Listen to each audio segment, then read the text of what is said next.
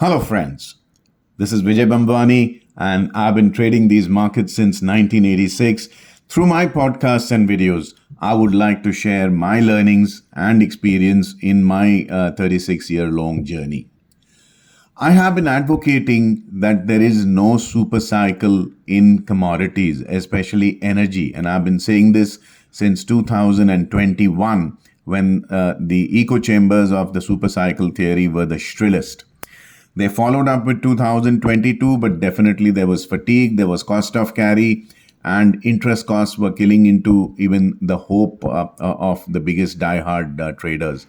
The Ukraine war did not lift up prices sustainably either. Now, there is problem in Latin America. I have been warning you that if you want to trade commodities, you must monitor the political, geopolitical, and financial and economic happenings in Latin America, Middle East, North Africa, Asia Pacific, Southeast Asia, definitely keeping Europe and the US in mind as well.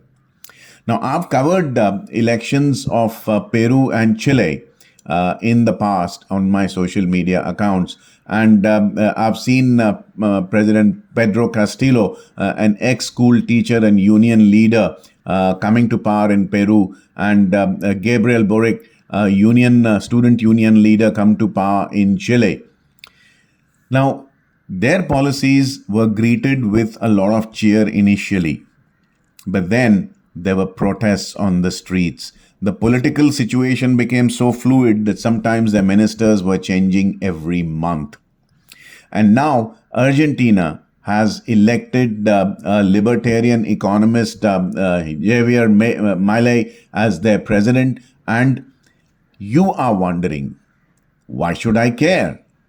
In India, why would I care about what's happening in far off South American or Latin American nations? Because 5.1% of all Indian imports are from Argentina. In addition to that, we do a lot of business with Latin America. That's why it pays to take a 360-degree worldview of markets to stay ahead of the crowds. Remember, we are traders, we are brain warriors, we win and make money with our ideas, so our ideas have to be cutting edge. Also remember that Peru and Chile put together contribute 40% of global copper supplies. If anything happens in Peru and Chile, you cannot tell me that that is not my problem as a copper trader, because hey, that'll hit the prices immediately. These markets are radar sensitive. International copper trade is done in 5 decimal points. Yes, you got that right, 5 decimal points. So you're either right or you're dead. Why would you care about metal prices? Because hey, if aluminium prices will go up due to any kind of supply constraints, Hindalco's share price will do well. As an aluminium producing country, the selling price of its finished product will do well, and therefore Hindalco will do better. If oil and gas prices go up, the canalizing agency ONGC, its share price will do well. And HPCL, BPCL and IOC share price will fall because for them, the input cost, that is crude oil and gas, is going up. And unless they raise prices at the pump, they will not be able to make decent cash flows enough.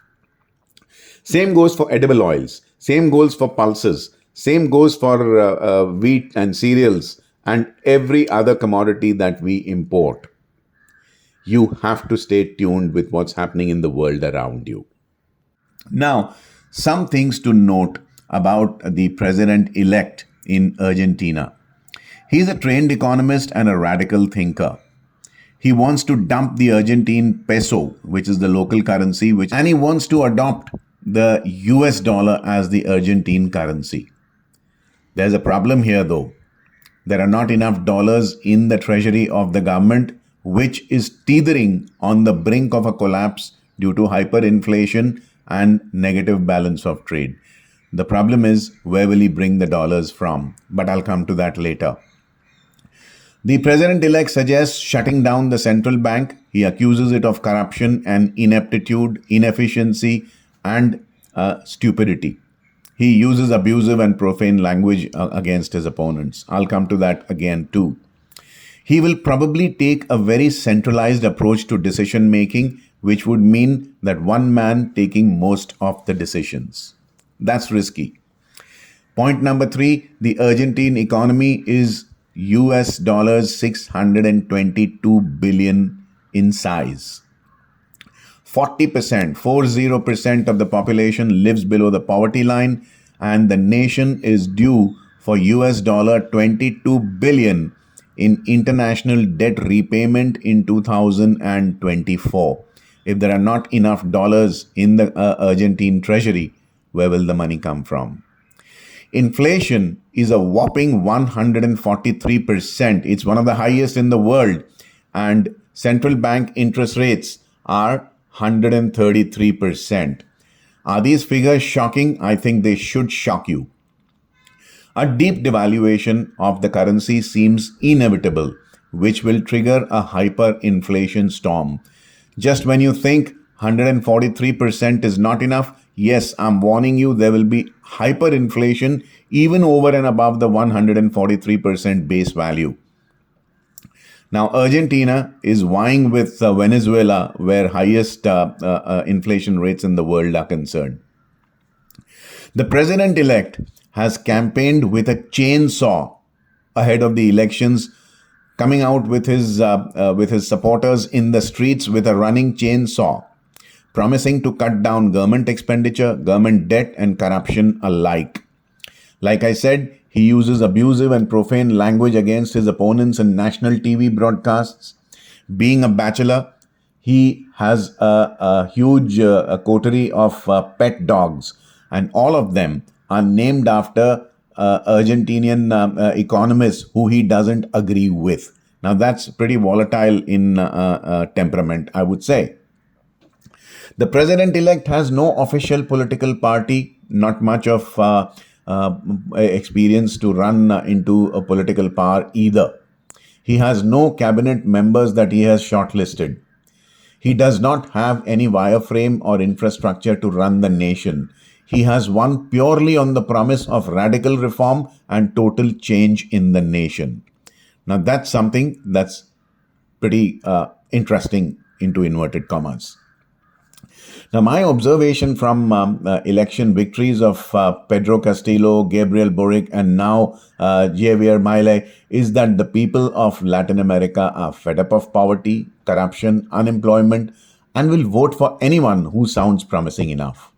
And that's a very dangerous situation, as Pedro Castillo's government has shown in the past. Castillo attempted to renegotiate, into inverted commas, mining leases which the previous government had signed with domestic and foreign corporations. He tried to raise the mining rates and royalty rates from these companies, even though there were written agreements so as to raise cash flows. But there was a blowback, and he could not succeed. There was inflation, unemployment, people came out on the streets, there were huge riots, and we all know what happened. Like I said, cabinet ministers were shuffled every month. That's how insecure the situation had become. Now, if the situation in Latin America gets too volatile, there is a very high probability of political trouble, international lending institutions stepping in to stabilize the situation, which in effect means take charge of natural resources and assets so as to safeguard the lending institutions' loans and keep the commodities supply chain going. The citizens there are desperate and they are willing to try anyone who promises a miracle. Why am I using the word miracle? Because it will take nothing short of a miracle to bring back peace, prosperity, and stability in Latin America. Remember, Venezuela is in serious trouble in spite of having huge oil reserves. Brazil is one of the biggest natural resources rich and exporting countries, and it suffers a middle income trap for the second time as inflation and currency volatility rocks the economy and the people. Ecuador has its own problems, as does Mexico. We don't want to get into the case of Bolivia. All have forex debt predominantly in US dollar, and the dollar has risen sharply after COVID, and so have the interest rates, which means a bigger burden on Latin American economies. How are you concerned as a commodities trader and not as a commodities trader than equities trader? Because commodity prices ultimately will impact equity prices as well. Let me tell you how. First of all, should you expect a super cycle under such strenuous circumstances? I think not. Now, let me explain. Just like I debunked the supercycle theory in oil and gas that the experts advocated since 2021, and I had based this on the fact that exporting nations will have no choice but to keep exporting oil and gas at irrespective of whatever the prevalent price because they are desperate to raise cash flows. Ditto for Latin American nations. They will continue to export metals, they will continue to export energy, they will continue to export cereals and food products, irrespective of prices.